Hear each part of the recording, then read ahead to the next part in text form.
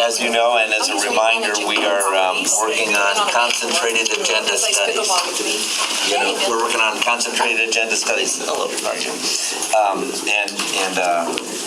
I think you did that marvelously last week, so we'll go forward. So our agenda begins with, of course, with the presentations, and we have, as you can see, 3 of them, procurement one, a beautification awards, and then one for Dustin. Then we go to proclamations, and we have, those are the presentations, I'm sorry, proclamations are those 6, so we're back into proclamation season. We have approval of the minutes, and then a request to hear from the public, which will be Tom Phillips, and he's going to talk about the CRA and millage exemption, which we've talked about at LAMTED, and he'll make that presentation. We have an equalization hearing meeting. And then we go into public hearings, and our first item C1 is under miscellaneous of public hearings is the Home Rescue Plan ARP Amendment 1. And do you want to touch base on that? I'll briefly introduce it and let Andy supplement. We as a qualified home jurisdiction, have allocated to us some ARPA funds in the amount of about $1.4 million. As a condition of receiving those funds and expending them, we have to hold some public hearing and get through a public input process that I think Annie has mostly gone through, but I'll turn it over to her. So on Monday, I have a short presentation because this is in addition of $1.4 million in addition to the funds that you guys received for American Rescue Plan. This part of the money is through HUD, so we were allocated to $1.4 million. But there are some very specific rules that go along with this pot of money. And the first rule is that there is a qualifying group of population that you have to serve, which is priorities going toward homelessness. So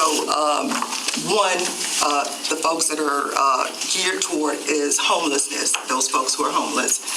Another is those folks who are 30 and 50% of the area median income. So you were able to allocate your money across the board to those folks. Another part is that you can do, as listed, as the use of funds, you can do several things. Supportive services, shelters, tenant-based rental, development of rental housing, and administration. Thus far, we have, HUD has allocated $70,000 for the staff to work through the process. This is a little different than norm. So they do anticipate some municipalities hiring consultants. We in Lakeland elected to, at this point, administer the program ourselves. With $151,000, which is 11%, that we can receive 15%. So with that in mind, through public participation process, which we have to go through, we've had virtual meetings with homeless providers, with developers, with the neighborhood association, with public service agencies, and we've also had it with senior staff. So with the results of the income from input from those groups, we are recommending development of affordable housing. That means to bring more affordable housing units to Lakeland instead of the other services for $1.2 million. Okay. Thank you. Appreciate that. And that's in addition to what we've already earmarked? Yes, sir. Thank you. And that is what we'll hear about then and be able to discuss on Monday. And number 2 is? All right, number 2 is a required public hearing that we go through every year. It's a condition of Community Development Department's certification. As you know, they are a certified community planning organization, which means that for most comprehensive plan amendments, we do not have to submit those for state or regional review. So that dramatically reduces the review period, and you get to approval a lot quicker on these. There are a couple exceptions to that. Anything in the green swamp would be subject to state regional review, and newly annexed areas would be as well. We do not believe we have any annexed areas this year, so we're not going to have that issue this year. And we usually have a resolution that accompanies this, and we will not have that this year because we don't have to amend the boundaries of the certified area. But this is just a required annual report to maintain that certification. And then we would just approve that report. Right. Yes, sir. I think we should make sure that we emphasize how important this document is for Lakeland, because we're one of the few cities in the state, coupled with a few others, that do not have to go through the process. Because we have a track record that's proven that we do things right in some respect. And folks, those who are supposed to prove the process in town has to know that we do things the right way. And we've been given that right along with a few other cities in the state that's like that. And I know I've mentioned it over the years, but it's important because we are one of the few out of 411 cities, that have done it right and have to go through that process. So that's a good thing to say at the commission meeting. All right, so that most people hear it. Okay, City Manager A. Thank you, Mr. Mayor. Good morning, everyone. I have two items for the City Commission meeting. The first item is regarding a task authorization with Environmental Science Associates, known as ESA, for the Lake Parker Tributary Swamp Restoration Feasibility Study. The Commission will recall we recently entered into a 50% matching grant with Southwest Florida Water Management District, or SWIFT-MUD. That's for a Lake Parker Tributary Swamp Restoration Feasibility Study. This will include nutrient reduction and water quality improvement alternatives for Lake Parker. A not-to-exceed fee of $160,000 has been negotiated under the city's continuing municipal engineering agreement with ESA. Funding for the project is provided in the FY22 Stormwater Capital Improvement Program budget, and so staff will be recommending that we execute the task authorization with ESA. Any questions on that one? Is that going to be behind the Holiday Inn? The old Holiday Inn? Let me rephrase that. It's off of Providence Road. Providence. So it's not really Lake Parker No, it's about a mile west of Lake Parker. It's about a 200-acre wetland area.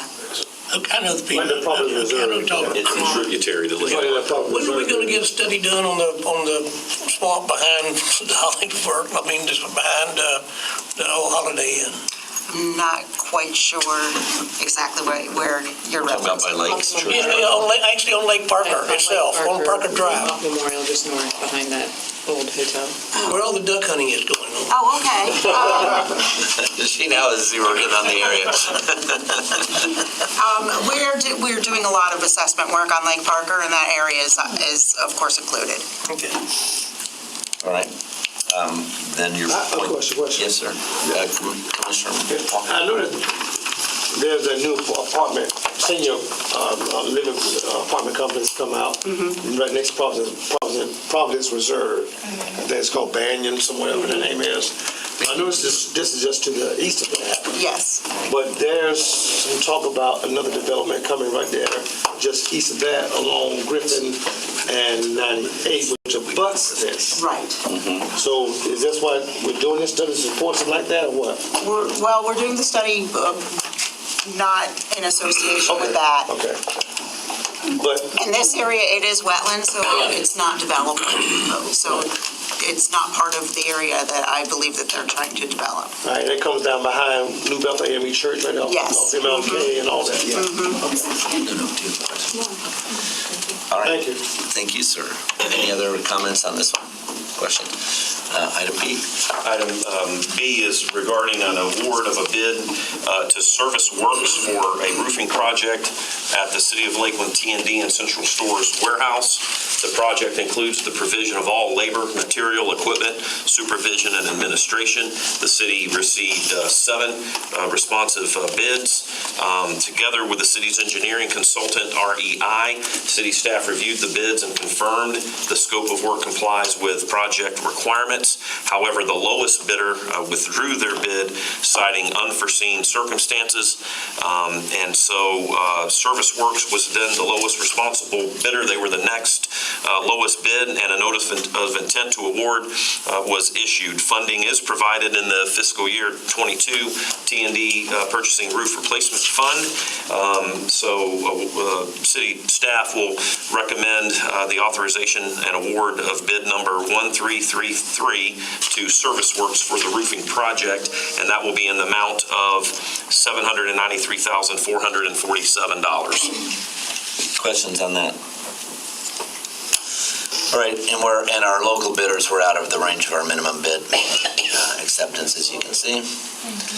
All right, so that brings us into City Attorney back, ordinances first reading. All right, the first ordinance is a routine annual ordinance that we have to adopt per Florida, the Growth Management Act, to just update the capital improvements element in our comp plan as well as the 5-year capital improvements plan. So this is the first reading of that. This will conform the comprehensive plan to the budget that we've adopted, the most recent budget that we've adopted.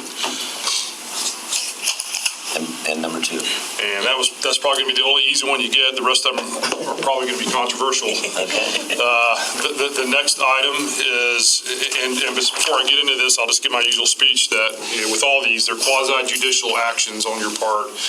So you need to keep an open mind until you have the public hearing on these and base your decision on the evidence that you hear at the public hearing. Which is not at this. Not at this. It's fine to get background information, but please don't form an opinion at this stage. Just it's fine to inform yourself, but keep an open mind until the public hearing. So the second ordinance is a change in zoning from residential to low-impact office on 0.16 acres at 215 West Oak Drive. I'm sure you're all familiar with that property. It's just to the north of the Southgate Public Shopping Center. I think it's been the subject of some previous attempts to rezone that have been controversial. So I don't know if you want community development to give you a map and show where this is, or press on. Well, I think everybody knows where it is. Let's just, why did we deny that? Well, I know we've denied it several times. Are they want a conditional use for parking? If you will, elaborate. Is that owned by Jim, Edwards. Yeah. This is immediately back in 2018. The property opposite the driveway at Southgate was changed to O1 or limited office zoning, and so this is a 40-foot strip just to the west of that would be, if the zoning is approved, would be included in the Harwood Village co-housing community, which is under development at that location. So it would actually be part of the building. The parking's would be on the east side, and actually their driveway would line up with Southgate's driveway, and the building itself would be on the west side of the site. The 40-foot strip would include a portion of the pool and the recreation amenities, but that's all that's really this would involve. Did you say 40 feet? 40 feet, Okay. yes, sir. I actually thought you were talking about 4 feet. Okay. That makes a big difference in that property, doesn't it? What is that current zoning? RA3. RA3. And that's put about 8 units per acre? I think it's 12. 11 or 12, and so all this being discussed here is an 11-unit community. It may be that this becomes a more townhome type project, so it's evolving, but it's a minimal in terms of number of units and certainly expected trips on the. Is that assisted living, something like that? It's something similar to Noah's Landing. And so it's a co-housing community where folks can live, share common amenities, kitchen facilities. What's really important about this location is that with it being across the street from Southgate and being near the transit stops on Florida Avenue, it's got good access to retail, transit, those types of things for folks that aren't able to drive. Very cool. Okay.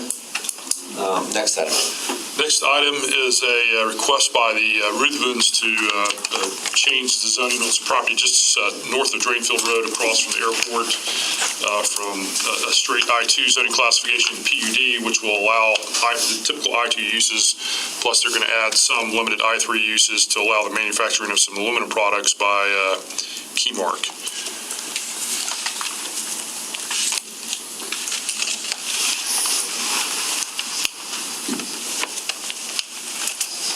All right, so you want to walk through that? Sure. This is a request we received here a few months ago, and it really complements Keymark's operations up on Night Station Road and the Galloway Road area. And so what this would involve is a change from I-2 to PUD to allow aluminum extrusion type activities to support Keymark. The development plan includes a Phase 1, which is 102,000 square foot manufacturing warehouse building, and a Phase 2, which would be a 120,000 square foot warehouse. So this is up in the far northeast corner of that development across from the airport. There are no nearby residents, and so it really fits in with the existing uses in that business park. So the PUD it goes a little bit beyond what is the standard I-2 type uses, but that's why with the PUD, that list of uses is small and is really tailored to Key Park's operations. And conforming really to what's in there anyway. Correct. Any questions on that one, Commissioner? Are they going to tear the buildings down and put brand-new buildings, or are they going to just reconvert those? And I thought they were going to do just in the vacant property in the back. This is just the vacant property in the back, but the entire development is being brought into the PUD. But the actual development is in the specific uses tied to that vacant area in the north. So they're really not going to do manufacturing up in the front? Correct. Because I thought I might have to excuse myself. I own the property immediately to the west of that, abutting it. What would I have to do about parkers? I mean, Have any interest in the property involved? no, but I have interest in the property. Yes, not conflict if you own the adjacent property, that's fine.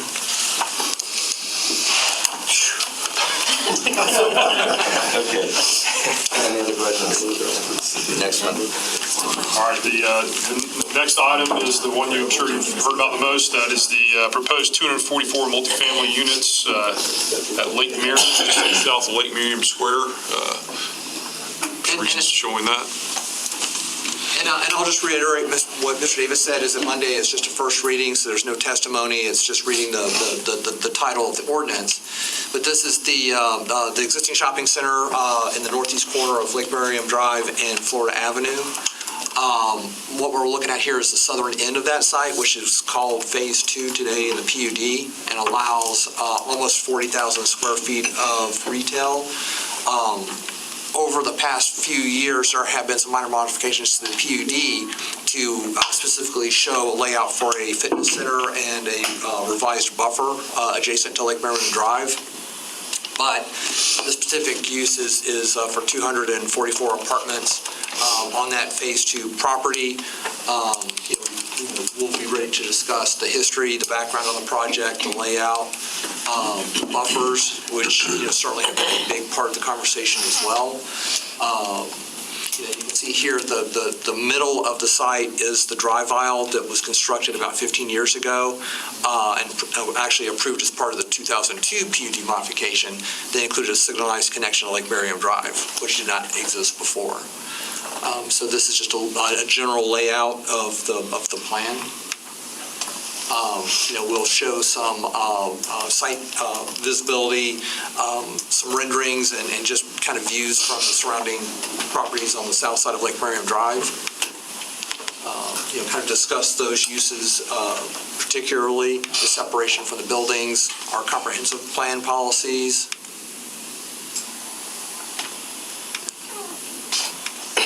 Comments received at the November 16th Planning and Zoning Board public hearing, how those concerns and issues were addressed with the conditions that will be presented as well. Again, more detail about the buffer along Lake Miriam Drive. Some additional connections that have been also proposed and included in a revised layout plan. Mr. Mayor, Are we? Chuck, are you going to take us through this really thoroughly on Monday? And that's why we're going high level right now? Yes. Okay. Not on Monday. We'll be But on the 21st. We're not going to go deep into it for another 2 weeks. It's fine for you to get as much background as you want. I just would ask that you not get into the merits of it and Right. a big discussion on that. What's your question? I feel like we're tearing through it, and which is fine in the essence of time, if there's time at some point to dive deeper. But if we can't, I feel like I'm just feeling from you today, there's a sense of urgency on all these, so I'm just trying to be cognizant of that. No, there's not a sense of urgency. Okay. Oh, okay. So what we want to do is have the majority of that presentation and discussion be on Monday normally, but on anything you have a question or think you might need to be highlighted or discussed and included on Monday, for example, that alternate corner is one of the things that I think would want to have some conversation on. Yes. I'd like to know on Monday the mix, okay? And again, Buddies will be just first reading, so if you want information, I think this is the better This is the time time to we get it. This is time to do that. I don't have one, we went through a bunch of slides, and I'm like, if we could go back a couple slides. Go back 6 slides. There'll be another agenda study for this on Yes. in 2 weeks. 2 weeks, yeah. Yeah, We've but I shortened don't, them. It's because of the volatility of this one. could you clarify? Yeah, so on our last agenda study, the mayor asked that we shorten our Friday agenda study discussion and Okay. have it on Monday, so it's on the commission meeting. That's why you're not sensing it. I'm like, did I miss a So, memo? no, but I mean, and I did, my comment then was, okay, well, then Mondays are going to be really long. Right. So then to hear that Monday we won't be talking about this either, then I'm feeling I'm cut short on 2 opportunities, so thank you for bringing it up. Yeah, thank you, Commissioner. Okay, thank you, Chuck, for going back. Oh, sure. Do we know the mix by chance? Not off the top of my head, but we can do that research. In terms of bedroom count and Is that what you're asking, right? Yep. Yeah, units. You knew what I was talking about. Yeah. so this is just some general background on how we got here. Going back to the 1993, which was when it was actually added to the city of Lakeland. It's been a planned unit development with what we call C4 or more of that community or regional type retail type uses. Back in 2002, that's when the new connection to Lake Merriam Drive, as well as the 40,000 square feet of additional retail at the southern end of the site were added to the plan. So that was. Correct that slide on Miriam on the bottom there. Miriam? Oh, geez, yes. Sorry about Miriam. 2013, the PUD was modified to add the PDQ on the former Blockbuster store site up there by the north entrance.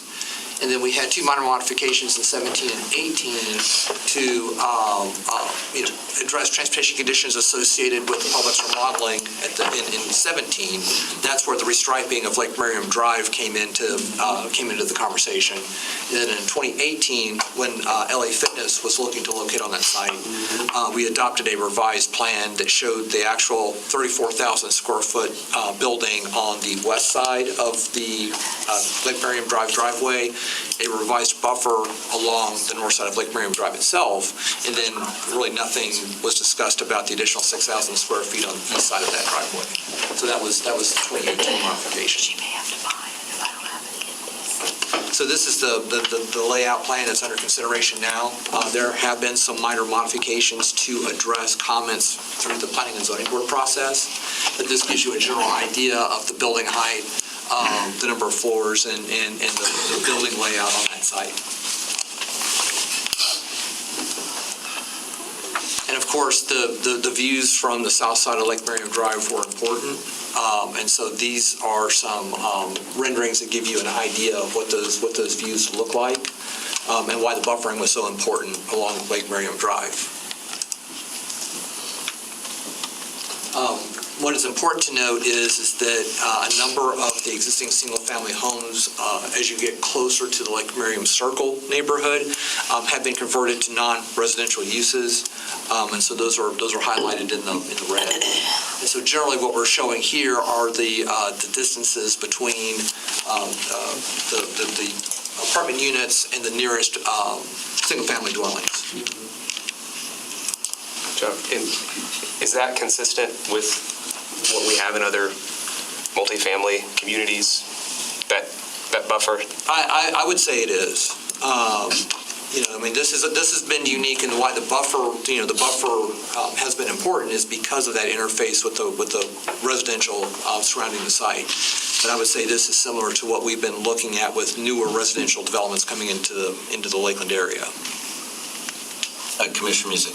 I know that of the conversations and emails that I have had, I haven't had one yet that has brought up buffering, right, which I know is important, but 100% of them have been traffic and congestion. So can you tell me how deep in the weeds are we going to get when the time comes? I mean, so at the hearing on the 21st, we will get into the details that the Planning and Zoning Board heard about the comparison between the current allowed uses and this proposal.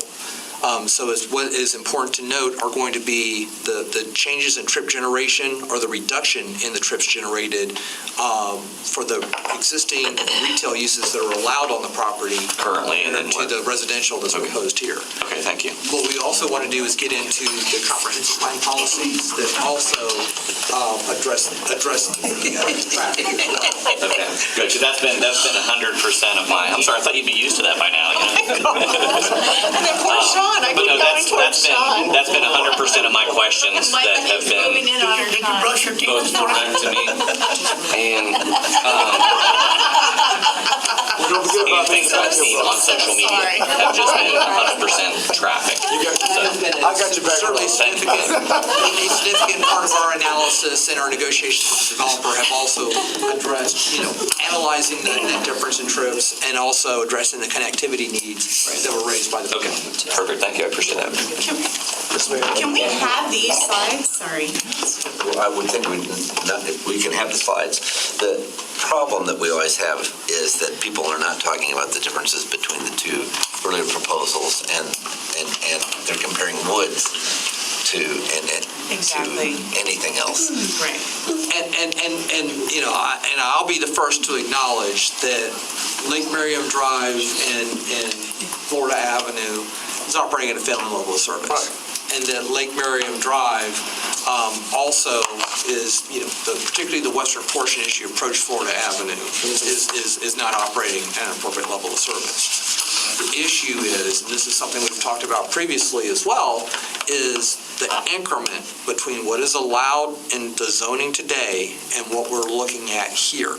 Now, in most cases, you are looking at some slight incremental increase. This is a very unique situation in that we're essentially looking at a downzoning from retail to residential. The other thing, and this was something that we talked a lot about in February, is the incorporation of, instead of retail into residential development, this is the introduction of residential into a retail development. So from a traffic standpoint, compared to adding retail on top of existing retail, this is adding residential, taking out the retail, Chuck, adding residential. Can you stand, please? Oh, sure. Yes, thank you. Thanks. Or Mike can sit at the table.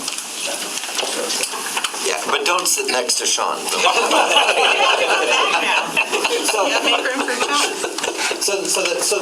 the issues that you will hear about on the 21st is that relationship between the retail that's allowed today and the residential that is proposed, and the difference in the trip generation, and the impact on traffic from how it exists today in the, or in the background condition in the build-out year. So when we do a traffic study, we look at 2 or 3 years ahead and apply growth factor to replicate the expected future traffic. And then we add the project traffic to show the difference between the two. So that's what we'll get into is, the increment in the decrease in the travel time between Cleveland Heights and Florida Avenue, the increase in delay at the Florida Avenue intersection. But really, the overarching issue is that this trip generation with this development generates less traffic than what's already allowed from a zoning standpoint. So the zoning, we're looking at apples to oranges here.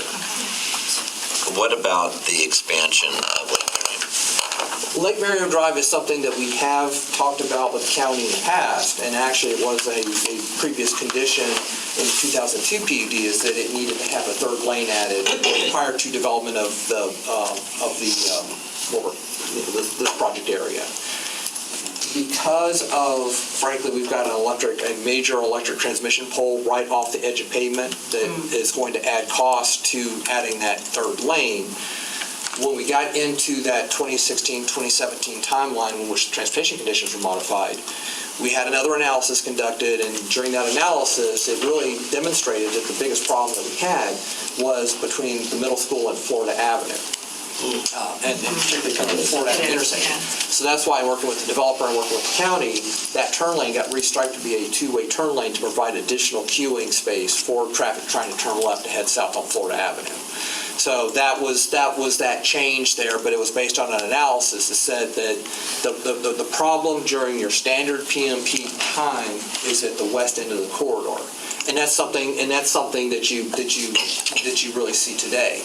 Of course, the middle school, and that overlap, in that 4 to 4:30 timeframe does create an issue. And that's left turns coming in, into the school campus. Yeah, Commissioner Music. And that is, that little bit of information there is what ends up becoming so important for me as I educate myself on this parcel, is that there's something that's already allowed by zoning, by law, by the way that it's currently written. And back to your statement, is we've been driving by that. When we first moved here in '77, that was the lake we fished in. So I've been in that zone forever. That's been a beautiful piece of property that has an allowable use of something right now that wouldn't have to come in front of us. So that's where I think it's going to be important to continue to dig into that information that you had and the questions that come up off of that, because we all drive down that road and we all hate it. And what everybody's looking at is they're looking at people. They're looking at all the people that are going to be there in the cars. So your traffic analysis study is just going to be crucial. And I just thank you for that. But that's where I'm just going to have to just keep leaning is your studies and your knowledge and the stuff that we have on that, because that's where I'm getting my complaints. And if I could, maybe it does not have a bearing, and if it does, I want you to know the apartment complexes that we got going on Griffin right now. Right there near where we got Highland Fairways, you got 3 big apartment complexes coming out of the ground. You got the public shopping center. You got what I've always shared with the traffic at Kathleen and Griffin, with the school right there by it. Is there any kind of comparison, anyway? Because I know things change as far as traffic is concerned. If it does not have a comparison, I just want to know. I can know that off cuff. I got to know it now. You can tell me, Mr. Walker, don't talk to me or whatever. But because my concern is that's my neighborhood majority of the time. Like Music just said, the majority of his time is down there.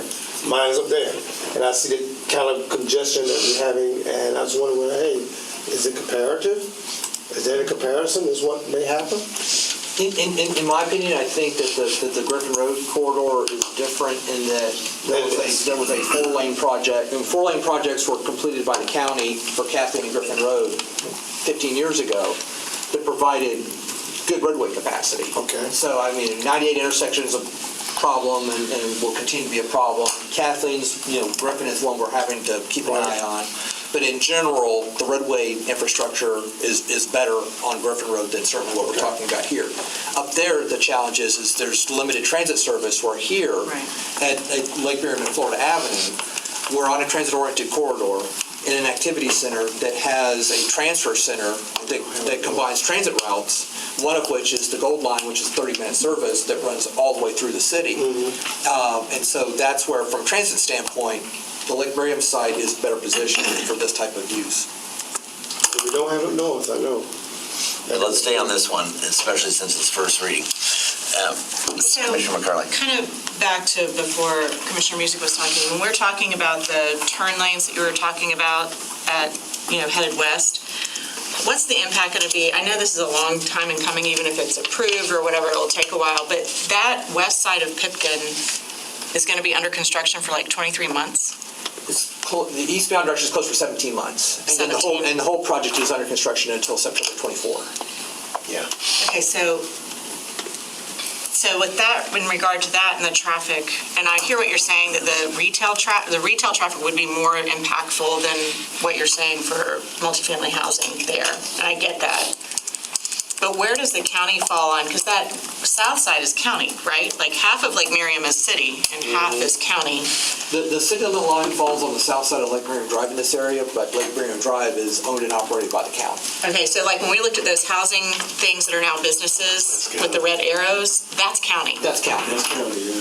Okay, I just wanted clarity of when we're talking about this, the impacts, even so say this completely goes through, and I know it'll be a while before it's built, the impacts of that west side of Pipkin is a mess. It's gonna be a mess, and that is just more impact to the traffic and the people. And I'm glad to know for the citrus connection that that's a transfer point, but then that's even more traffic in the area. But this is bringing a lot of clarity, so sorry I missed last agenda. Didn't know we were trying to. Commissioner Madden. Thank you, Chuck. So, kind of as a future-oriented, big picture person here, I'm going to really need to know why we, whether the 2007 law from the state, this is we cannot use current failing road status as our reason to deny a development, and how do we get by right developments with failing roads? Like, who's not doing the traffic analysis like y'all do now? Like, we're trusting that you're doing traffic analysis, and we think our team now is Team Dynamo on making sure that we are not adding new, by right development on failing roads, but, your hands are tied. How did we get ourselves into this mess that we have failing roads? Why do they have by right an opportunity to build on a failing road? How did we get to this point?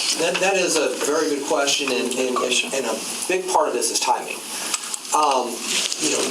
Most of the transportation condition revisions that were made, including the new connection Lake Marion Drive, occurred back in 2002. And so that, the expectation at that time is that the retail development was going to follow closely behind that connection being made to Lake Marion Drive. And we spent probably 6 to 9 months working with the neighborhood. I remember we had a nighttime neighborhood meeting at Lakeland Highlands Middle School to go through the traffic study details at that time, because we were nervous about having another connection to Lake Marion. But because Florida and Lake Marion was operating so poorly even then, that additional connection led a lot of traffic and shortened the traffic distance for folks that were going to the shopping center to the east and from the south. So as we started to look at the analysis and look at the development program, it made sense at that time with the idea that the city and the county would work together to get the middle turn lane on Lake Marion between the new connection and Cleveland Heights looking to the east. Well, the thing that we ended up running into is that property did not develop. We've had folks over time that have expressed interest, but no formal site plan on that site. And then the laws changed in Tallahassee. We had a local government back in 2002 was in a much stronger position to say that even though you've got zoning on property, we are going to defer our final traffic concurrency decision until site plan submittal. And that's how it worked. We did. That's how we had worked it for, in all my time here up to 2011 or so, and then folks before me, going back 30 years before that, we had a much stronger leverage from a local concurrency determination standpoint. We started getting into 2009, 2011, the Community Planning Act and some of these other things that were coming down the line. And it was recession time, and I think part of it is trying to allow for additional development during the Great Recession. Yeah. But still, I think it started to hurt our ability as a local government to make concurrency decisions on our transportation system, whether it was the state or the county or the city. And so the rules of the game changed, and that entitlement that had been in place since 2002 carried forward, and that became kind of our new baseline from which to work. And so it made almost sense in the world of 2002. We had the right transportation conditions, and always had that safety valve of looking at it again when the site plan came in for final approval. But then the rules, the development didn't happen, the rules changed, and now what we're doing is we're looking at a comparison between the proposal here and the retail that's currently allowed. And so that's that balance we've been trying to strike. Well, I would suggest that in your history lesson that you incorporate this, because people are looking for a villain as we go forward, whether it's in the Southwest and there's flooding there currently. You think, well, why is there flooding there currently? Developers cannot be blamed. When they jump through all the hoops, they're investing in our community, they're trying to do the right thing. We say we need multifamily, they're willing to build multifamily inside the shopping center, do all the things that we're looking for, and yet we have failing roads, and that's not their fault. And then we have residents who have to judge between which one will be the best, or the meaning the least amount of traffic on their already failing roads. This is not a win for anyone to put us into this position to have to make these quasi-judicial rules. I'm curious, the planning and zoning passed 2-3 with 2 missing people. And then I've heard that not a lot of people got to share their opinion at the planning and zoning. I mean, this to me is the biggest one that we're going to be, I mean, all these might be, to City Attorney Palmer's point, it's not because of what this developer is trying to develop or what our team and our city development team is trying to do the very best they can to get, something that we have been talking about that we want for our community. But when we already have failing roads, Stephanie Mann's looking for a villain. Why are we in this position? Because it comes to us. Yes, to have failing roads. And so we're looking for, the best possible scenario with what we're given. And it's not a win for our residents. And so I really would like that about that state and how the rules of the games have changed. I think that's going to be a huge highlight of our public hearing. Yeah. And we'll like that. Thank you, Mayor. Chuck, staying with the theme of traffic, and you mentioned the challenge of eventually widening Lake Miriam and the changes to the turn lane, but are there any other modifications in this, either now or in the future, that you see that would be significant that would at least alleviate or maybe make the impact more of a net neutral than what we have today? I get, it's failing, but I know we talk a lot about modifications, and if there are any, I think that's important to draw that out. I mean, I think something that's still worth evaluating is the ability to get a two-way turn lane, even if it's just a short distance. But from where the turn lanes, because several years ago, and this was actually ironically tied to Lakeside Village, that the developer through another CRA that was developed improved Lake Miriam Cleveland Heights intersection, adding turn lanes and accommodate that development. I think there is room to extend the pavement back to the west to accommodate some additional space for left turns to be made into the school, which would help at least in that 4:30 time frame, that overlap of peak period in school that I think would help. In terms of where the traffic study really showed, and when I drive it, my problem is at Florida Avenue. I mean, and that's the intersection, and we've had multiple developers over the years try to figure out what are our options. The big problem is that you really need second north and southbound lane or turn lane on Florida Avenue to handle those turn movements, but then that means you've got to have a receiving lane on either West Pipkin or Lake Miriam to accommodate that, which gets into right-of-way acquisition, which gets into a whole set of other issues, and it becomes a major capacity project. I think the big issue is that there's so much development already around that intersection that it's really difficult to have a roadway-based solution to a roadway-based problem. And I know DOT and the county and the city have all worked together over the years to look at signal timing and look at other ways to handle that from an operational standpoint. But it's just a matter of the number of vehicles that are going through that intersection. Should we move the pole? I think it would be a good idea to look at that. Commissioner McCarley? What about? Oh, wait, no. I'm sorry. That was yours. Yeah, go ahead. So, and this is, I'm just sort of scrolling through here. Is there a sidewalk on that side? Will there be with the new development? Oh, there is one on the north We're on the side. south side, and there's I ride my bike and drive through there every day. On the entire north side and a spotty on the south side. Okay. And it goes like this. I'm just thinking because of the school. And that was another thing too, is part of It doesn't go all the way to South Florida though, does it? it just goes up against the back curve. And that was, and what you see there too, and the corner was working, the area around the Lake Miriam driveway, Public's dedicated right-of-way, built the turn lanes, built the sidewalk and everything to accommodate the retail development that never came. Okay. So all that stuff has been built done, in. and then was feathered in, tied into the intersection of Florida Avenue. And that's been out there for at least 15 years. Yeah. This is a place where you turn the corner, and when it's the middle school time, you go, oh no. Yeah, I forgot.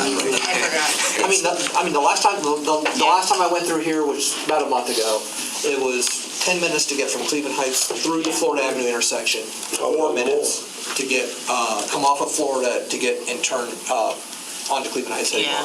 So it was definitely. And it's a big problem. middle school.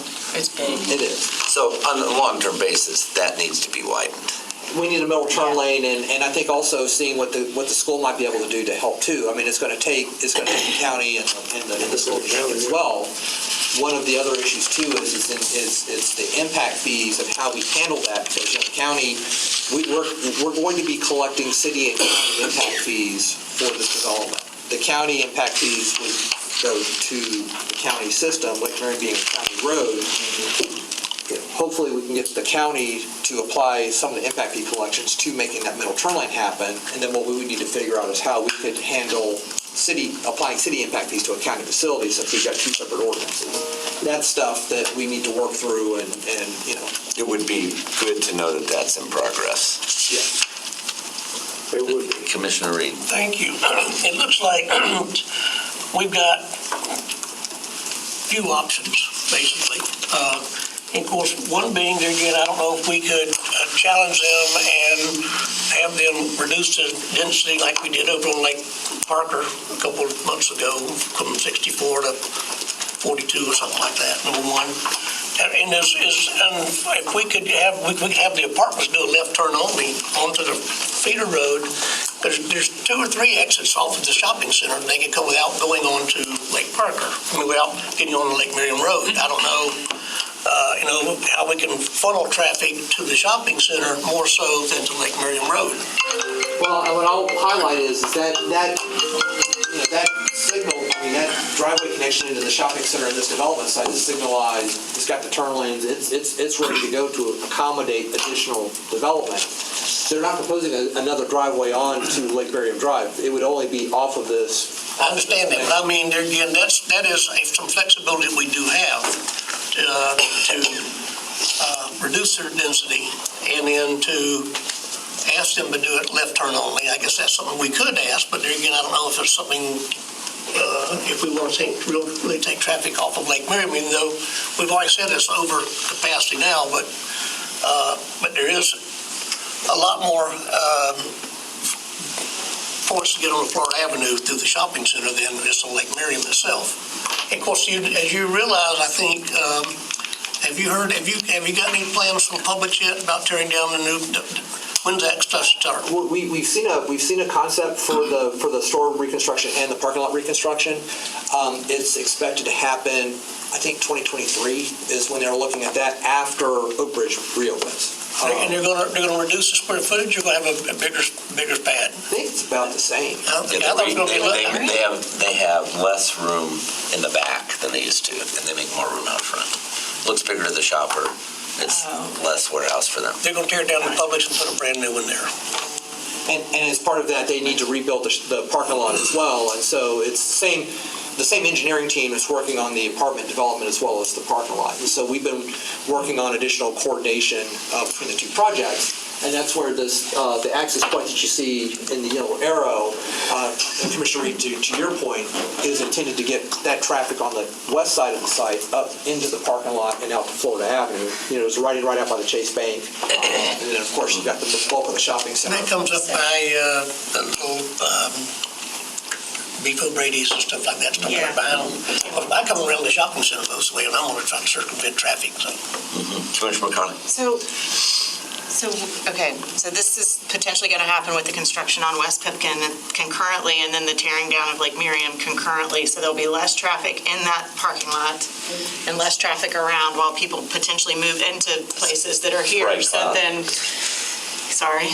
so we're talking about a cloud of perfect storm again, of like the impact might look a certain way initially because you have all these other factors going on, but the impact long range down the road. 25 is gonna be horrible. 25 is going to be terrible. So, That's what we're working on. Well, we're going to think it's good. I'm sorry, it's just giving me a little bit of heart palpitations. I'm glad I go to Southgate. AFib.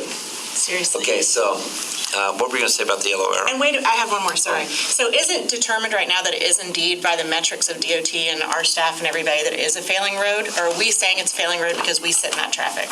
Because those are two different things. The intersection is failing. I mean, and that's by our Per metrics. state and everybody's metrics. And the state, I guess one of the beauties, of the kind of the state changes is that they got out of the concurrency business. They said, hey, local governments, congratulations, you get to handle it, but we're not going to also let you. So anyway, that's my editorial on that. But,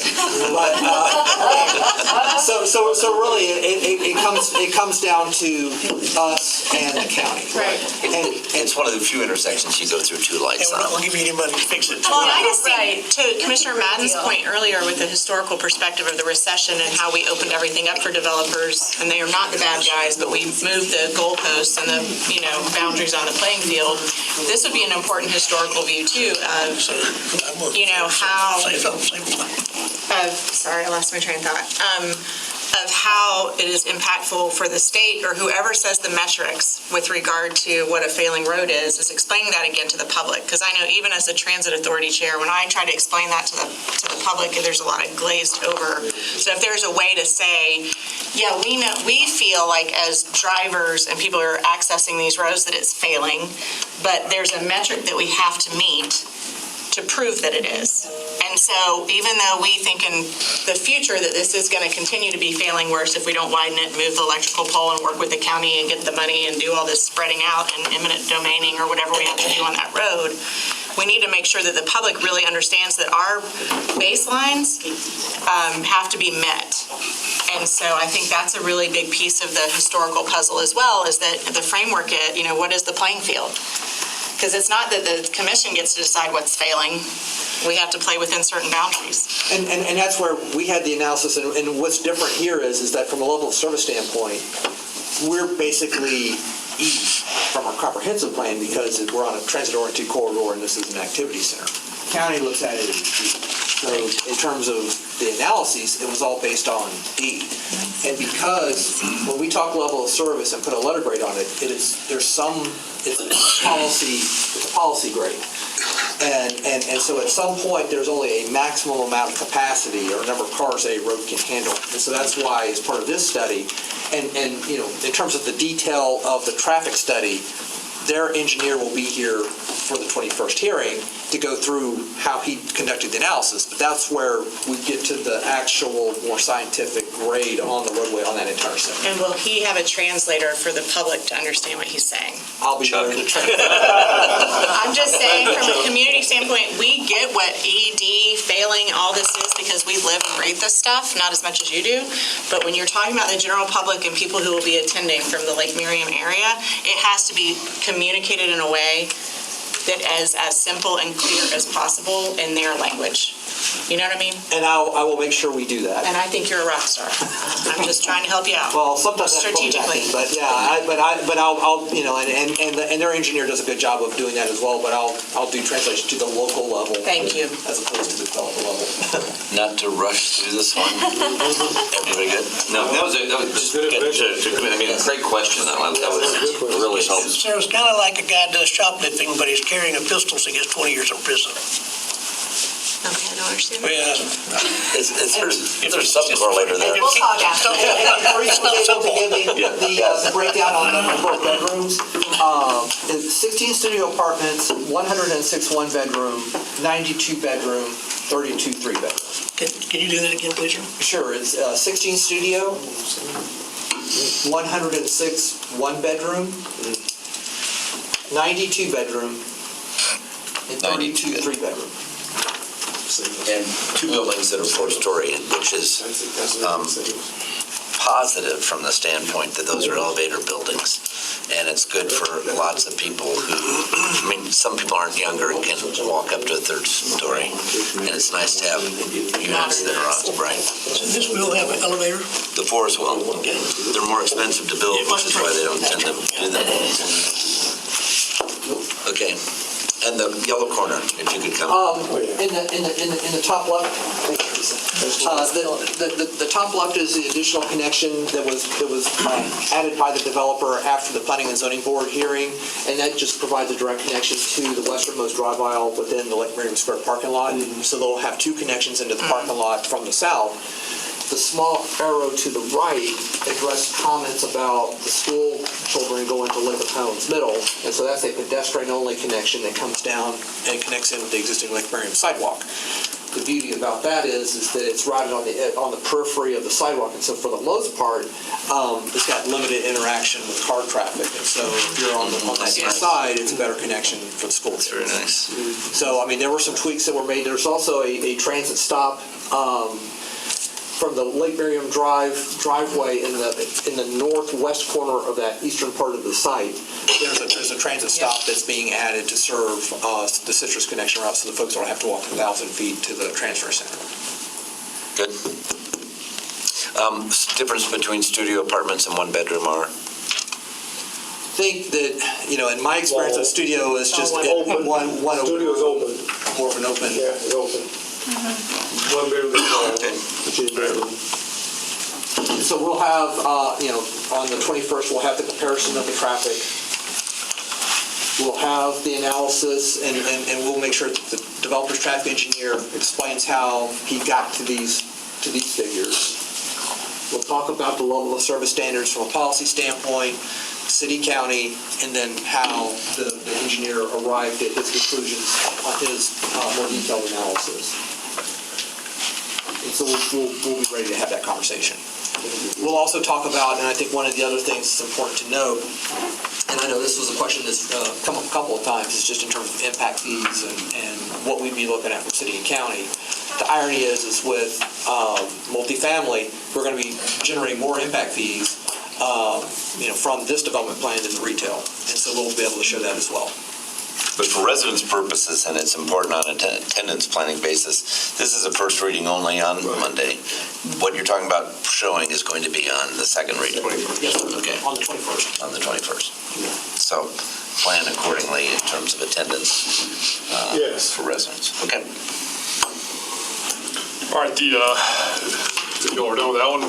The next two items relate to another multifamily development. This one is proposed 252 dwelling units on around 17 acres off the southwest corner of West Pipkin Road in Yates. So again, the first, the 2214 is the land use change from neighborhood activity center to residential high. And then the number 6, 22015 is the zoning that goes along with that. I believe this one also got some opposition at the P&Z hearing?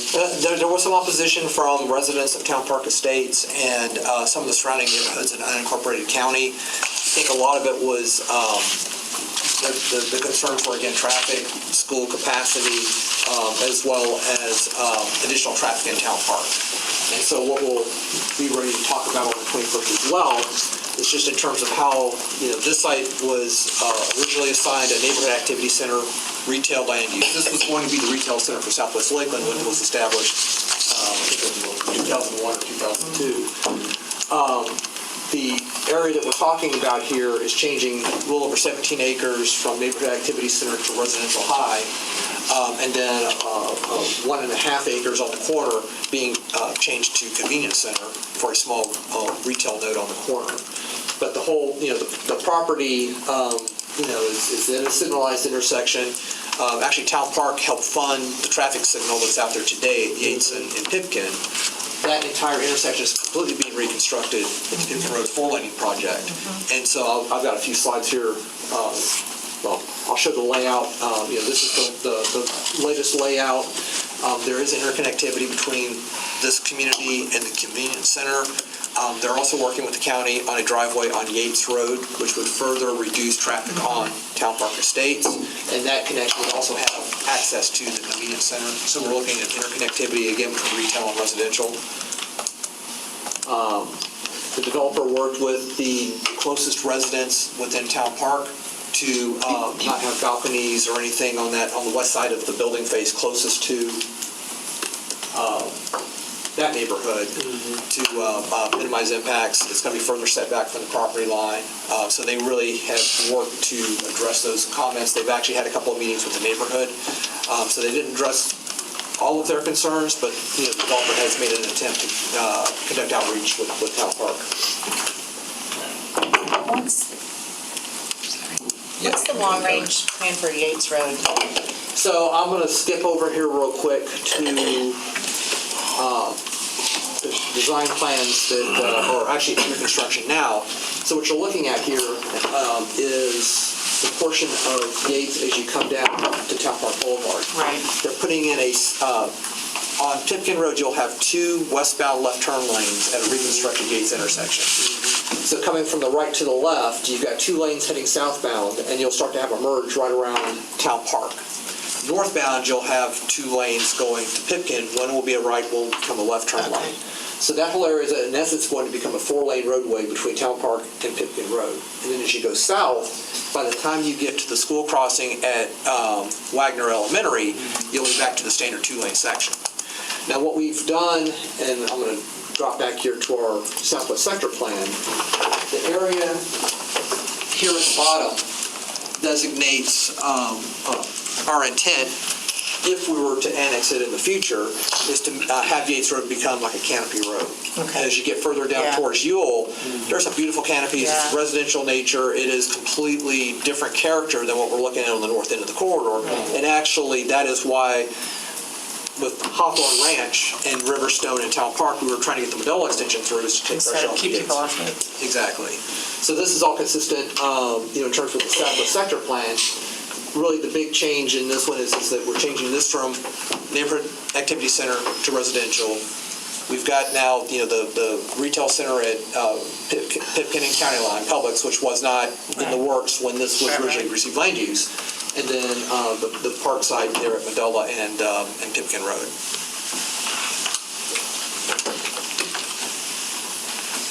And so again, traffic analysis was conducted. It was actually it's the same traffic engineer for this project and the Lake Miriam Apartments development. This one, we had them take a look at the operations under the improved configuration of Pipkin and Yates that's under construction now. We also added a little bit of additional analysis related to Riverstone traffic and the morning peak. Because most typically everything we look at is peak for transparency purposes.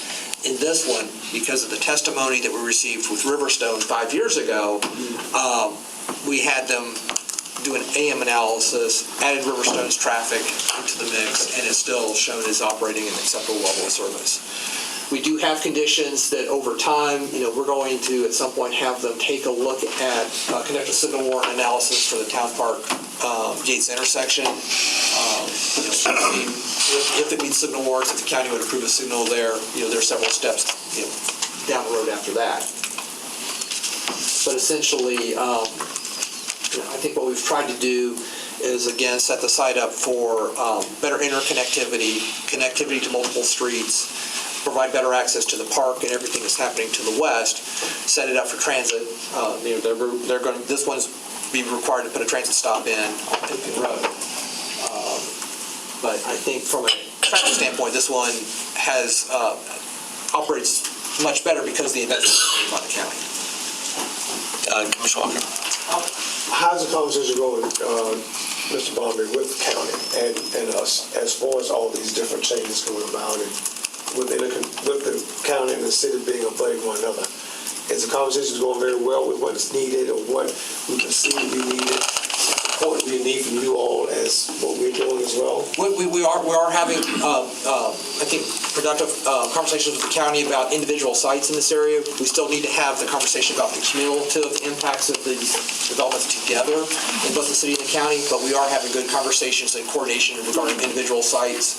I know that the county is also looking at drainage improvement options for Pipkin and Medalla. And so, there's some, they are taking our discussions to heart from these past zoning and land use actions in this area. And so, but it's a work in progress. And of course, this all helps support what we need to have in transportation and connectivity. It's just unfortunate you got this county, city, abutting property situations that we got to take care of, for the residents in order to be able to collect property and get through. That's exactly, it's connectivity and that interaction with the different uses out here that is key. And so I think we've got a good relationship and we're having good conversations. Good. Commissioner Reed. Thank you. Again, some unique factors here, obviously we're almost at the same spot with both properties that we just discovered previously. But, we've got 3.5 acres more of land, but only 6 units more of density. So we're doing, got 3.5 acres more and only picking up 6 6 more units from 252 versus 244. And of course, the issue I have with this site, I'd almost think it needs to remain commercial because again, as we can eliminate the traffic going all the way to Florida Avenue, as they may not want to go to Drainfield Road to public, but there's ultimately, if these houses are going to get built, there's going to be, if we leave it commercial, there would be a greater need for them to stop at a grocery store on the way home. There's other people besides the public that build grocery stores. What? We can take that off the table. And of course, they're getting it, and I just hate to lose that opportunity.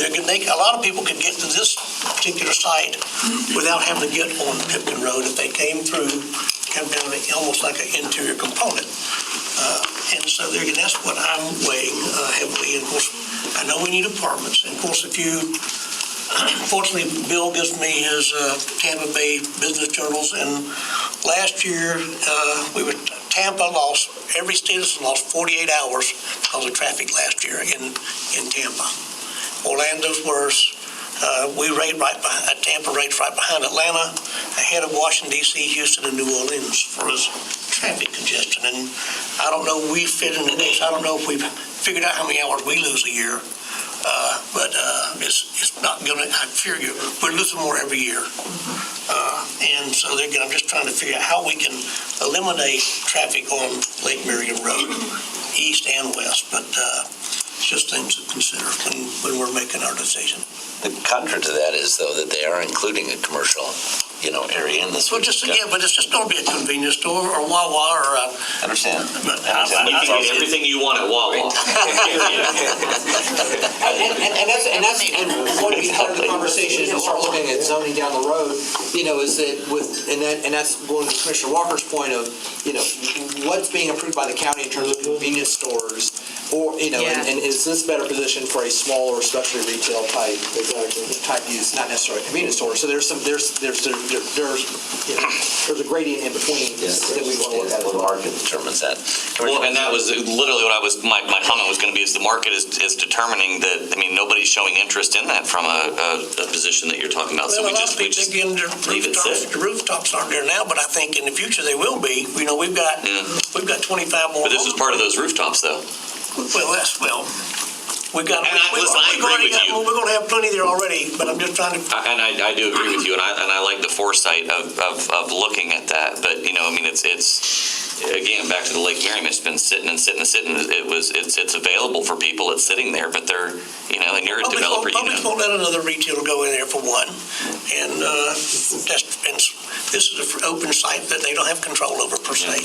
So, which is why I think we're constantly looking and trying to gear towards mixed use. It'd be nice to have a boutique of some kind of shop there where they wouldn't have to go all the way to Florida Avenue, because all you're going to be able to get groceries. I agree. Call some of your buddies. Get it developed. Lend me some money, we'll do it. Well, any other questions on this one?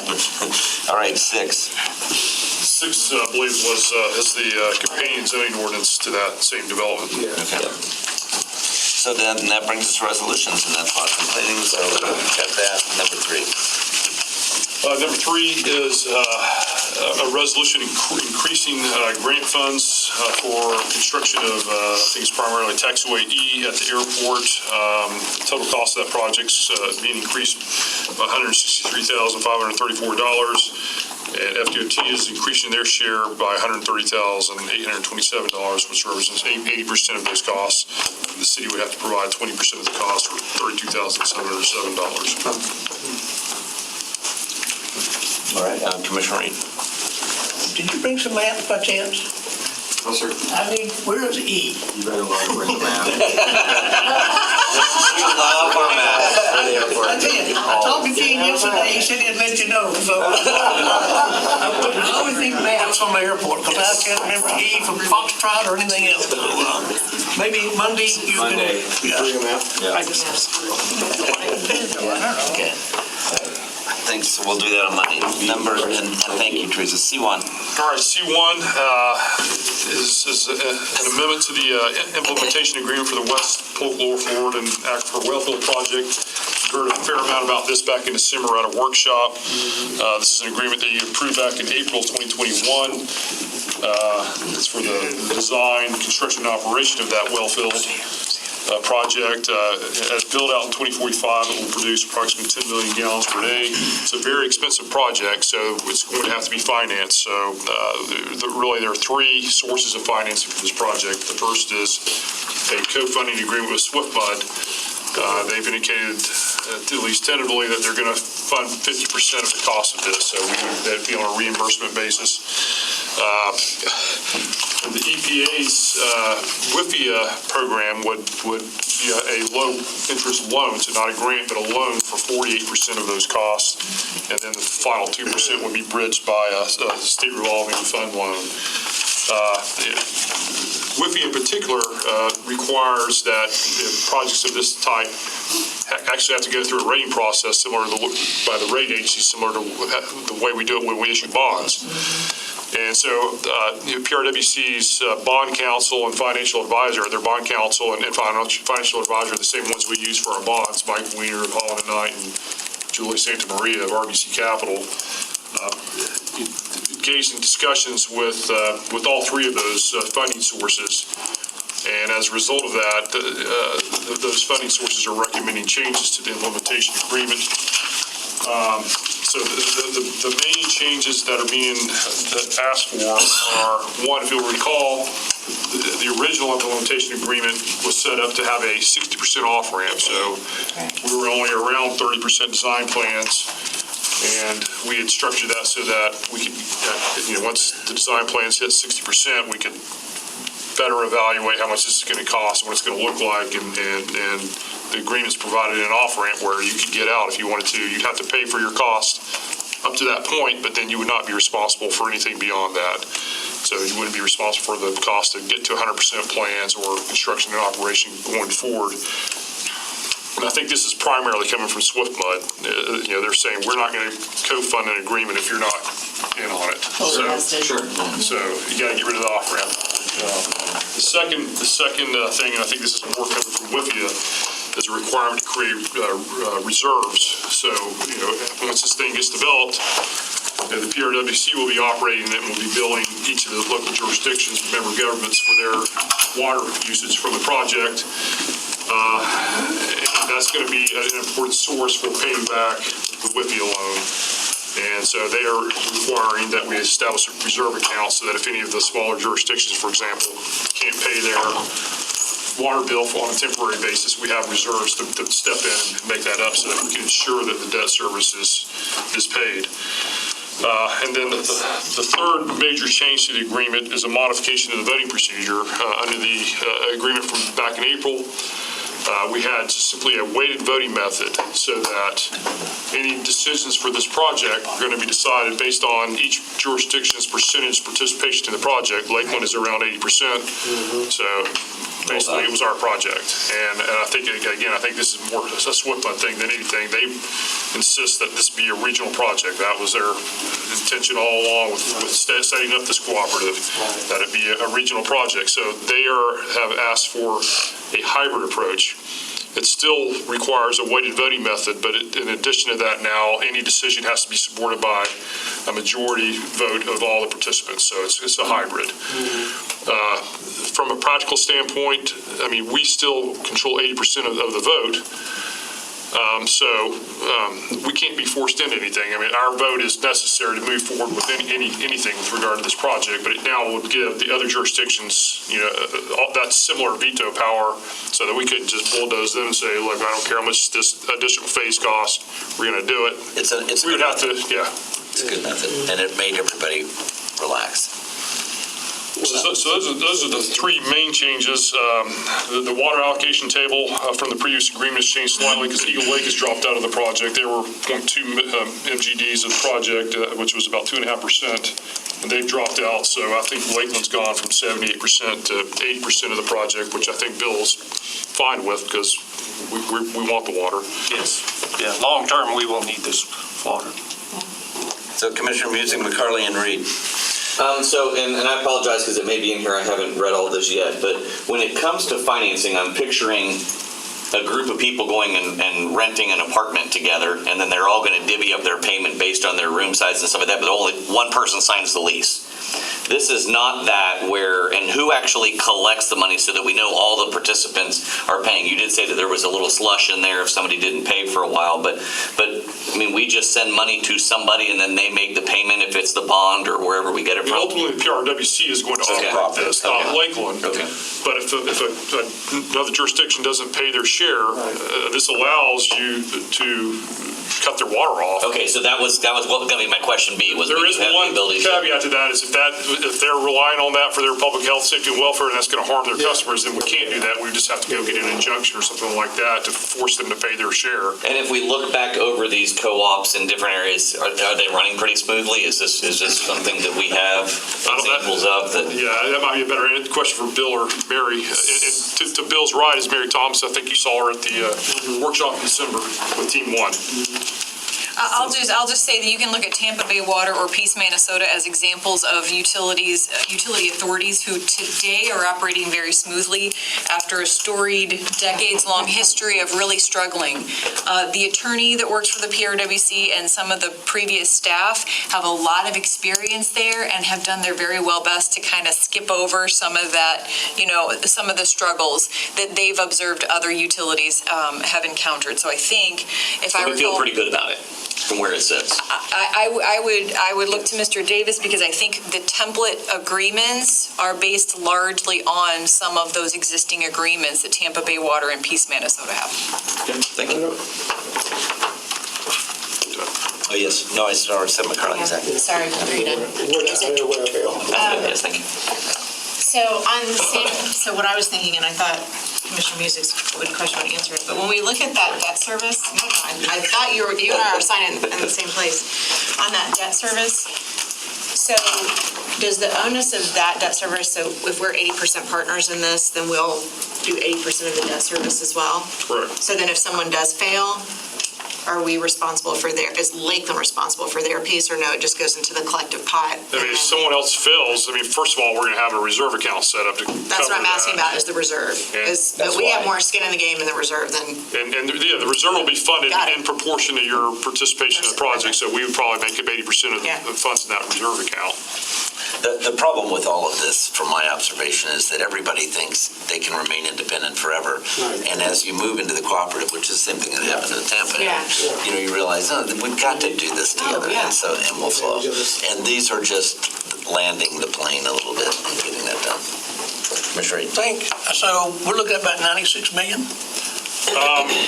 Right now, I think it's our share is 91 million, but I think 96, maybe even 100 is probably going to end up being a more realistic number, because the number that's in this right now is the construction cost, and there's going to be engineering costs, construction inspection services during the project. So, and that's if I may, that's the estimated cost for that 2045 build out. Right. This will be built in phases. That first phase is probably, I think, going to be around 60 million. But we're going to have to bond the whole thing in the first, aren't we?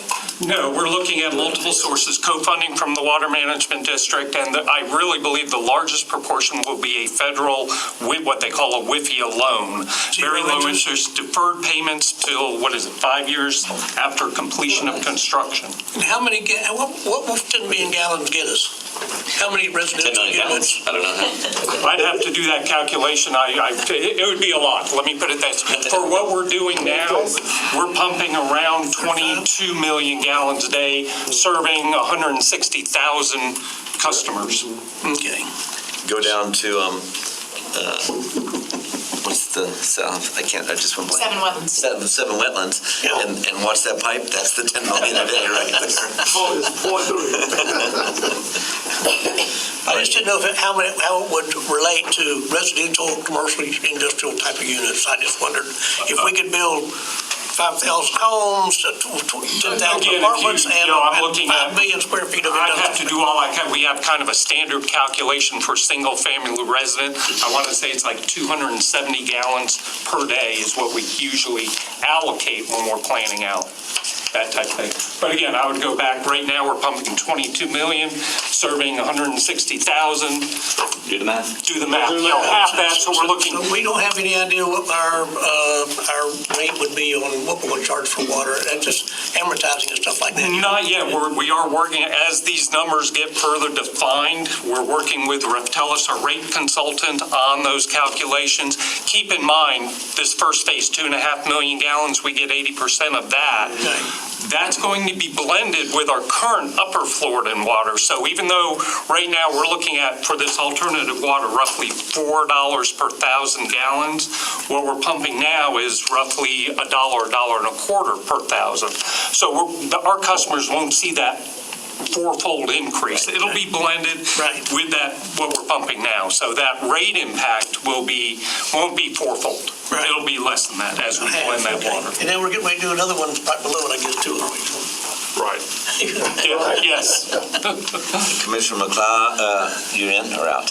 I just want to make comment about how I think how well I think we have gotten support from Senator Albright. You know, what was going on with this water conservation and water use. And I don't know if you all been seeing that happening, you know, and so I appreciate the support he's given us. In Polk County and of course Lakeland as well, so. Commissioner McLeod and then Matt. Thank you, Mayor. And to that point, it is quite an accomplishment to get all of these cities moving in the same direction on an issue like water. On the reserves bill, will we fund that out of those three funding sources? Or does that require an additional allocation from some other source? No, as best I understand it, all of the reserves would be funded through the PRWC has an option the members have an option to defer all expenses until 5 years after substantial completion. What I think the members have decided is they will pay interest only, so you all will be paying nothing above and beyond the interest only payments until the WIFIA repayment. So those reserves come out of that bucket. Okay, thank you. The WIFIA repayment can begin 5 years after substantial completion, but the payment period is actually 35 years, so you're really spreading the payments out over a long period. Okay. And then a second question, if I may, the project associates, the 4 cities that are listed, what is their role? They don't have a vote or really any legal rights. It gives them the ability to just participate in the meetings. If they decide to join later, there's a penalty associated with joining later. If you're a project associate, you have to pay like 2.5% of your proportionate capital costs as sort of a penalty. The idea was to encourage people to sign up now. If they decided to. If there's some jurisdictions that are not a project associate either, they would have to pay a 7.5% penalty to join later. Okay. And I have no voting rights or anything like that in the project right now. And our goal is to have a share in all the projects so that we have the ability to move water later.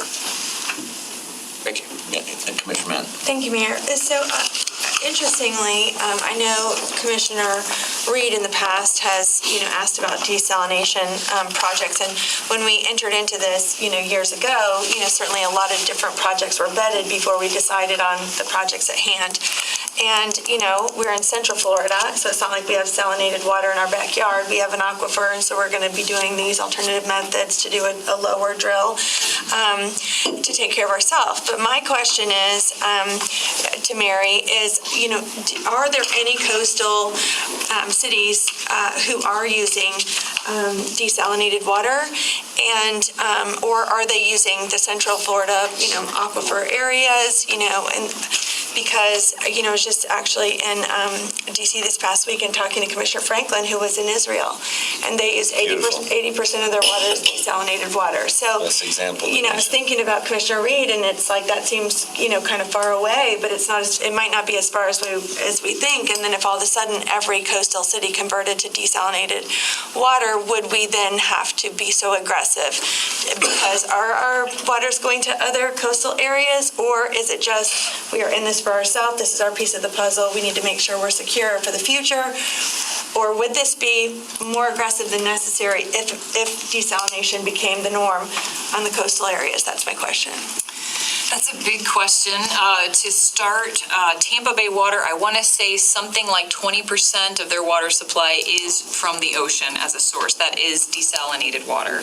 And just a point of clarification, it doesn't matter for this context, but what we are doing with West Polk is desalination. The groundwater that we're using is brackish groundwater, so it's the same technical process.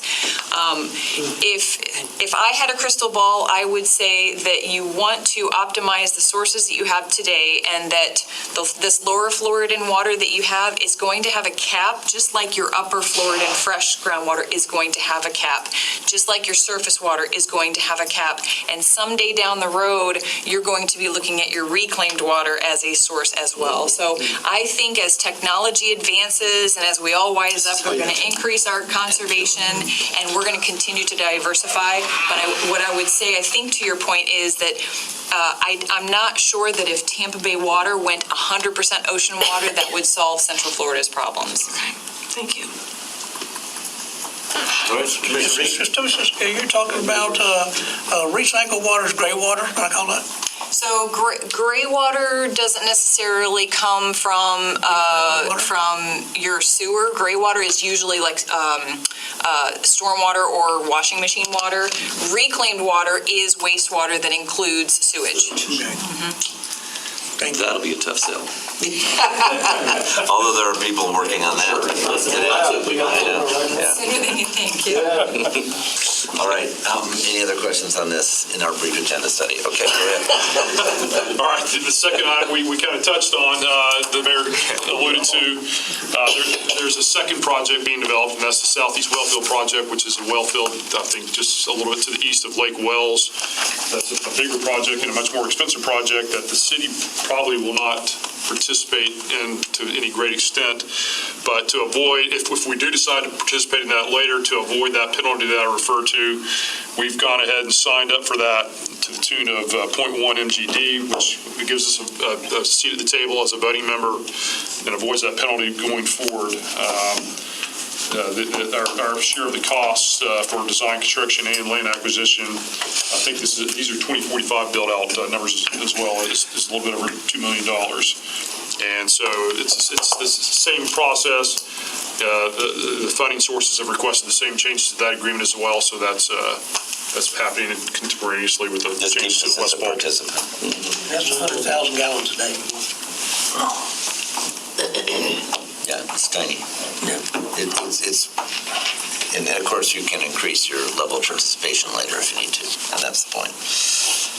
Okay, anything on that?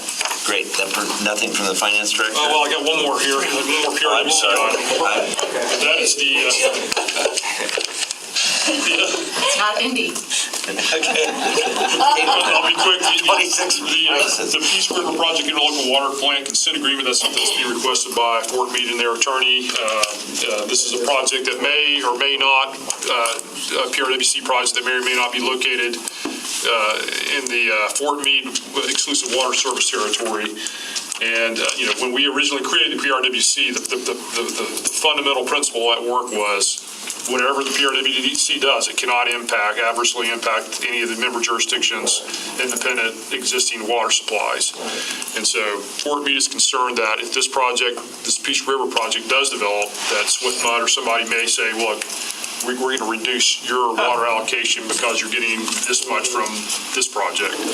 And so Peace River, as a condition of, Fort Meade, as a condition of not challenging this and allowing this project to move forward, is requesting that the different jurisdictions in the PRWC sign this agreement. We're just saying that we're not going to seek approval for this if it's going to impact Fort Meade's allocation. If it does impact Fort Meade's allocation, we'll make you whole in a proportionate manner. And I think the final takeaway from this is that we're probably not going to participate in this project, so it's probably not going to have an impact to us at all, but this allows the process to move forward, gives Fort Meade that assurance that we'll hold them harmless. Right, yeah. We would have no obligation if we don't participate in the project at all, though. Commissioner. Palmer, did Fort Meade join in with us when we challenged the Manatee, Sarasota, Peace River? It's kind of before my involvement in this. I don't recall. I would hope so. If they did dig in that would affect them more than affected us, but I would hope they would have participated there again. Even if they had not, we're all growing together. Well, it's true, but it's, you want to have to pay to play type thing. Yeah, I agree. Did they? They did participate? They were a participant in the challenge, yes. And there's a maturing in this group that's really important to see and understand exists, because I think we want to be very positive about what we see our neighboring cities doing. So Mary's coming from the Orlando area, so I mean, if you have any additional questions, it might be better to get them out today so she doesn't have to come back on Monday. Sure. Orlando, she Doesn't get to come back on Monday. I think that's what he meant. It's up to you guys. This is my only job. Mary, is there anything that you think we should have asked and didn't, or a point that we ought to consider that's not been discussed today? I mean, I don't want to bring up any challenges that or create any issues. I will say with respect to the funding and financing, I think you spoke to it, that Commissioner Albritton and others, there is a lot of opportunity for the PRWC to pull down a lot of money from the state legislature and to potentially use the infrastructure dollars as hopefully a principal forgiveness program through the SRF loan. So I think right now is an incredibly exciting time to work together and try to pull down those federal and state dollars, which will only reduce the number that you're seeing in your agenda packet. And that was even awesome. That was even discussed, during the time we were there in Tallahassee. So he's very forthright in making sure that it appears in a way. You bet. And not to seize this moment is to potentially lose them. Yes. Thank you. While you're here, can you give me and us a brief synopsis of what happened on the 258 million gallons coming off the Peace River that went down to Manatee and Sarasota County, and how we got some of it? Oh man, I'm going to try, but that's a really complicated topic. So the essence is there are regulatory limits that are set on the Peace River, and there are gauges along the river. So at some points within the river, the district has determined that there is a certain level at which that river needs to maintain its health, its recreational and its ecological health. Peace Minnesota has a permit for water downstream. They were requesting more water. If you take more water down here, that means there's less water up here depending on where you are in the gauge. So the PRWC challenge was intended to protect the PRWC's rights to that water body. The settlement agreement, I believe, basically states that the Peace Minnesota would not increase their allocation. Therefore, it was setting aside water for the PRWC and its members, but the PRWC and its members have something like 10 years to submit a permit and maintain that water, or to get access to that water, is I think the essence of the settlement. And I'm guessing, Palmer, you would have a better... Do you know how many gallons that was? Is that like some 10 or 12 million, was it something like that? Oh man, it's in CFS. I want to say it's something like 30, 40 million gallons per day on an annual average daily basis, but that's not every day. So it means like a ton of water in the wet season and a little bit of water in the dry season. So throughout the year, maybe you remember better than I I can. want to say the initial request from Peace River, Minnesota was in the tune like $240 some odd million, or 240,000 million gallons. Out of that, like Mary said, around 40 was reserved for Polk County PRWC. Those numbers, it was somewhere in that range. And so Peace River, Minnesota reduced their permitted request down to like 190 or 200 million gallons. Hardy County is going to do a big reservoir, is that what I understand? That is news to me. I don't know about that. That would be interesting to know more about. Any other questions for Mary or Bill? No. Thank you. Thank you for coming. Thank you. Utility, or Finance Director, you don't have anything, Mike, so the next item on the agenda is A, utility. We have a utility committee. You want me to get with the Committee meeting at 11, so we'll go over all that then. those. Can we go do it now? Well, I mean, we still want to address the utility committee, but Well, you got to do utility. You can't start the utility committee and Till the utility committee's here. Oh, so okay, so it's everybody, not just us. Right. Okay, all right. Okay. And then Bill are on the same page though, aren't they? Yeah, okay. So, I guess we have time, are we allowed to do comments, or do we take those off the table too? No, Okay, so Mayor and members of the Commission, any comments at this point? Today or just other things? We're on number 10, so, Anything? yes, Commissioner Madden. Thank you. So I just wanted to look in on the placement of the table and the Sure. chair. Yes. So we've been researching that and have found several court decisions that give a local jurisdiction, and in one case, the post office, the right to keep their entranceway clear of that type of activity. So I think we do have some support for relocating things if that's the desire. I don't know that there are any great locations to relocate them at that branch library. I think there's the covered area where they are now, then there's a covered driveway there, and then you're kind of out in the parking lot at that point. But on the other hand, you don't have a constitutional right For a table and a to chair. have a table. What are we talking about? I missed something. So there's a lady who has a table and a chair every day right in front of the door at Jackson Library trying to get people to sign a petition for legalized marijuana. And so there are parents and grandparents that don't like that right in front of the door. It makes people feel like the city of Lakeland is trying to get kids and people aware of this issue, right there, by the city building. So I asked City Attorney Palmer, he said that it's freedom of speech. We have to allow freedom of speech in front of our public buildings. And I said, well, what is allowing them? Does it have to be right in front of the door? Could we have an area? I also recently heard someone like at Jackson Library, or at our main library, had kind of carved out an area, for free speech activities. I don't know if that is in fact true, but, Yes. where is that and how did they do that? Yes, I mean, at both libraries, we right now have a written policy that specifies the locations for First Amendment type activities.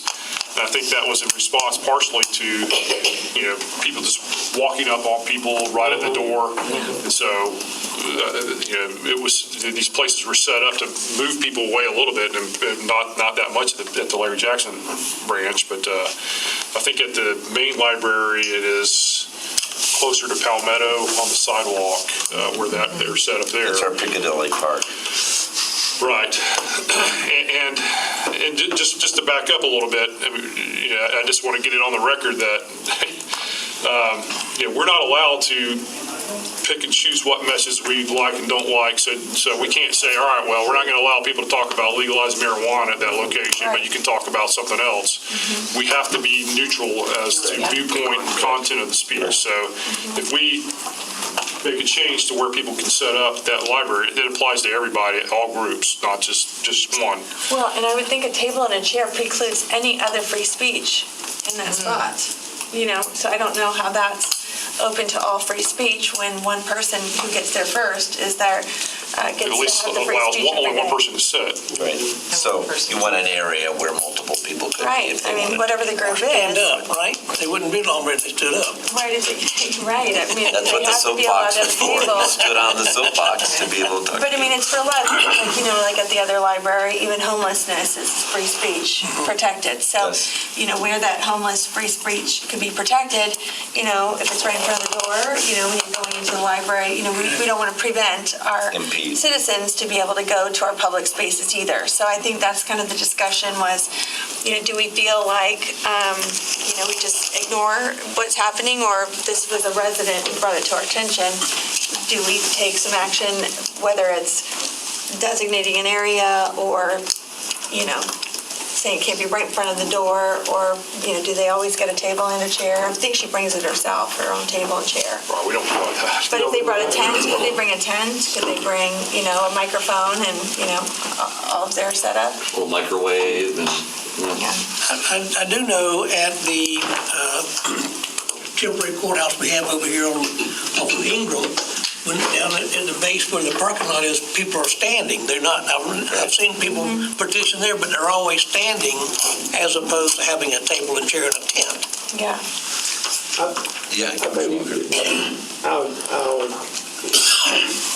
how can I put it, the way it's set up in Jackson is, you're tight.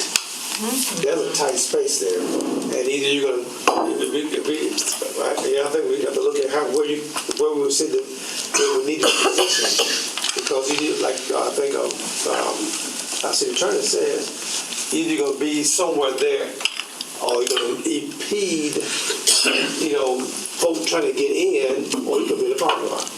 And you got Circle Driveway there as well, cars and traffic. So I would think if we look at a particular location itself, it's either going to be near, the driveway where you are, where it could cause a traffic situation, or you come back a little bit, as I think where they were in some respect. As I saw the picture now, maybe I'm wrong, they were not in the doorway itself. They were not going in the entrance doorway. They were outside, right near where you come up the step to get into the doorway area. The arch area, I call it. So I think we got to look at that. Where would you put them? In the parking lot? Well, let me ask you this too. So what is free speech? So if you're paid to go and promote an issue, is that free speech too? So that's fine too. So if you're paid, it's fine. It's your job. So can you sell cookies? Is that being free speech? Can you proselytize? Is that free speech? All that's free speech. Yes. Okay. So maybe she just needs a little competition. We need some more free speech. Just to go back to Commissioner Walker's comments, again, I don't think that anybody has a right to set up a table and impede traffic anywhere. So if there's not a good place for a table, then I don't think that we're required to make. So you can say, you can stay here and still do this, but we just, it's too much to have the table and chair. It's just. Right. Having said that, I've spoken with Lisa about this a couple of times, and I think one of the ways that we got here to begin with is that there was a feeling that people walking up on you was a little intimidating, so they viewed this as possibly a more passive. Because it gave them a permanent spot. Approach. So you're sitting there versus walking up on somebody. Again, maybe, I know when you do campaigning, your campaign signs can't whether be 50, 100 feet from the door. Maybe we could have something that if you want to do this, you can't be within 50 feet of the door or something like that. There's some precedent for that. Okay. Well, just to clarify, there's no sound amplification. So you can't use a microphone or a megaphone, and you can't, no monies or donations can be collected, solicited, or accepted per the policy that's posted. Good to know. Does it have a foot limitation? Doesn't have a foot limitation, does it? Or distance? Distance. Yeah, it does. It does? What is it? 4 feet? 4 feet by 6.5 feet. To the That's east our side, code, or right that's up the state, door. is that state or our? So that's the main library there, right? And this is the Larry Jackson Library. That's Larry's right there, yeah. They can't This be is what that Palmer close was to talking about that they set can't be that close to the building. Do we have that blue tape like that? On the ground? Is that That's Larry Jackson there, yeah. Yeah, maybe. And maybe that's a good thing to do, by the way, because that would make it I easy. think are they actually inside where the shaded area is? They're outside. Well, it could also be the time of day that the It's picture kind of was hard to taken. tell from that. All right. It's kind of like not being in the crease, right, Kevin? Commissioner Music. I was going to say, because it is, and I think when you said this, is why don't we decide with our legal precedent where we are going to have our zone and identify it? And just do it. I just don't think anybody can be in it. Anybody can be in it, yeah. But here's where I'm struggling a little bit, and I don't think anybody should impede the door, but when I go to Publix or one of their competitors, and it's the Salvation Army or the Girl Scouts or the AMA or whoever it is, I do not assume that Publix has said, I am 100% on board with you. Right, so it's just like I go to Crowder Brothers all the time, and every week there's somebody else, right? They just go inside, they make a relationship, and say, hey, is it okay if I'm out here and sign up? So I struggle with the idea that just because they're there, that says that the city is behind them, because I don't think that. But I will tell you, those vendors all must get permission from those stores. Certainly, yeah, they're getting permission, but that doesn't. They can say no, and some stores have said no to some of those other. So when you walk up, though, and not just for you, but are you assuming that whenever you go up there and you see somebody soliciting for whatever, that Publix is aligned with them? There's a difference between permission and alignment. Yeah, but they don't do soliciting in those locations. They do offer opportunity for not-for-profits to gain benefit.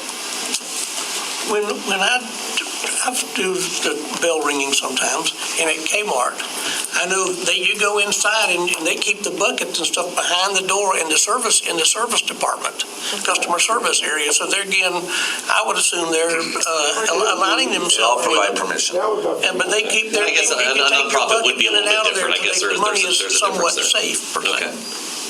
Commissioner Carly, sorry. Before, are you sure? Public, just for a point of reference too, there were, years and years ago when they were collecting signatures and they were paying for signatures, Publix actually helped with some state legislation of wandering out parking lots. So they do have a private side to them that they can ascertain and decide what they do accept and what they don't. But the signature thing is the really interesting piece of this, and I'm glad you asked the question about the payment, because I guess it doesn't matter. It's still free speech. From a constitutional standpoint. Just to add one more nuance to this, at the main library, I think they have more than one, groups or individuals collecting signatures there, including there's someone that passes out literature for elderly people to inform people of what services are available to the elderly. So there's, again, when you establish these regulations, they have to apply to all groups. Right. And I think the goal is to make it seem it's open access to everyone, not exclusive to one. And right now, it sort of seems like there's exclusive access to one.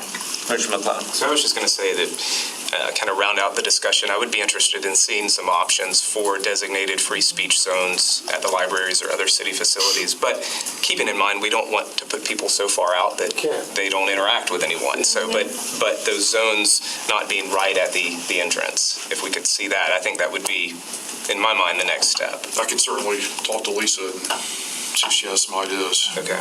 May I ask a question? Because I thought. I think you are. Yeah, you are asking a question. Oh, so thank you.